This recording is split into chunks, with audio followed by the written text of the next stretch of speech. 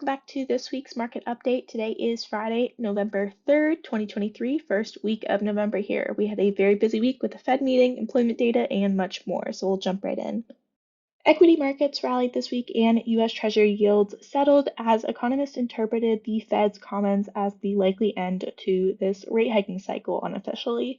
As of close on Thursday, November 2nd, the Nasdaq Composite rose almost 5.2% on the week, the S&P 500 rose almost 4.9% on the week, and the Dow Jones Industrial Average rose almost 4.4% for the week. So lots of bullishness in the market this week as the market is anticipating the end of this rate hike cycle.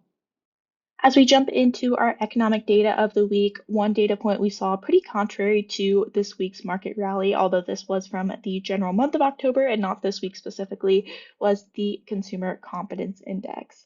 October's Consumer Confidence Survey fell 1.7% from a month ago here, as this marked the third consecutive month of decline. This comes as other data demonstrates that consumers are not pulling back in their spending habits, like the September retail sales data, as well as the third quarter's really strong GDP report that showed that consumers are still spending quite a bit. In this survey and many other data points, we're seeing consumers say one thing and do another, supplying a lot of mixed signals to the economy. But in any case, one thing is clear, that the economy is faring a lot better than what people had originally thought for this point in the rate hiking cycle in the latter half of 2023 here, especially in the face of such aggressive quantitative tightening from the Fed. So overall, we did see a drop in consumer confidence. However, we don't think this is super substantiated by the data, as consumers are saying one thing and doing another. Wednesday afternoon, the Fed wrapped up its November meeting, where Chair Jerome Powell announced no rate hike for this session as expected.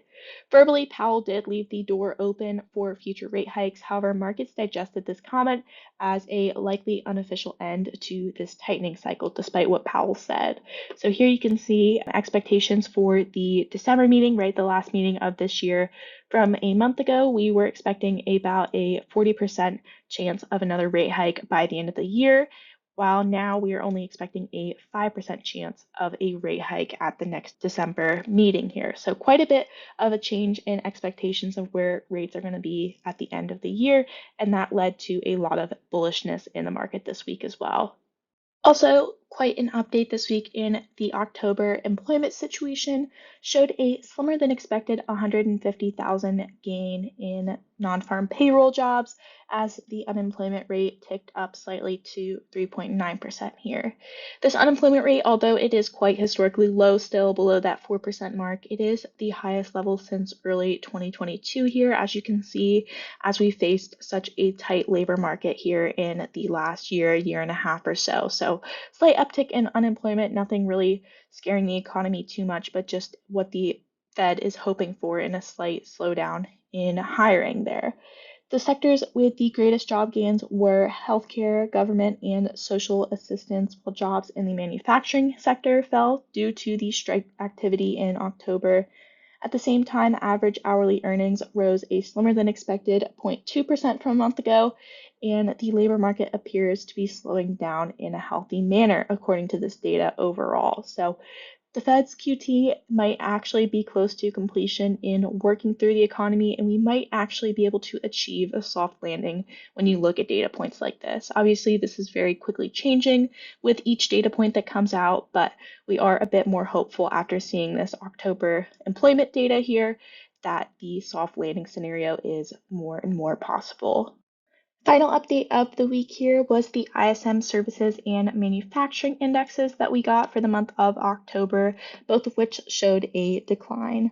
October's manufacturing PMI showed a 4.7% decline to an index reading of 46.7, which is in quite contractionary territory.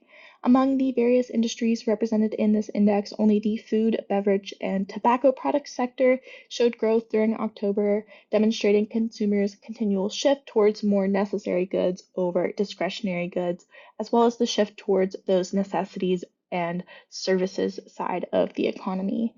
On top of this new orders index in this PMI survey showed a decrease of 7.5% in the month of October, meaning that the demand for new orders has also been decreasing here. These data points, alongside many others, continue to demonstrate that the Fed's monetary policy is affecting various parts of the economy at quite varying speeds. So we'll continue to watch out for the manufacturing industry. It's been in kind of a contractionary territory, as you can see all these readings below 50 over the last year or so, and we'll continue to watch for any updates. Finally, here, the ISM Services Index for the month of October showed a 3.4% decline from September here to 51.8% for the month of October, which is still in positive territory, but the index has been cooling off since these 55% readings that we got earlier on in this year and last year. Of those industries that saw a decline in the month of October were real estate, forestry, fishing, hunting, mining, wholesale trade, professional and technical services, and we also saw 12 other industries in this ISM survey of services. Companies saw growth. So 12 saw growth and 5 saw decline, such as those real estate companies, forestry, mining, etc., that we've kind of expected to see declines in. Overall, though, this decline in both the services and manufacturing sectors this month reflects a broader trend where these indices are gradually moving towards slower levels, another sign that the Fed QT might be soon finished. So we'll continue to watch out on both the services and manufacturing side of the economy for any updates. But yeah, we're seeing a lot of cooling off, which is hopefully a sign of that soft landing that the Fed has been wishing and hoping for over the last year. Thank you for tuning in to our market update this week, and we look forward to seeing you next week.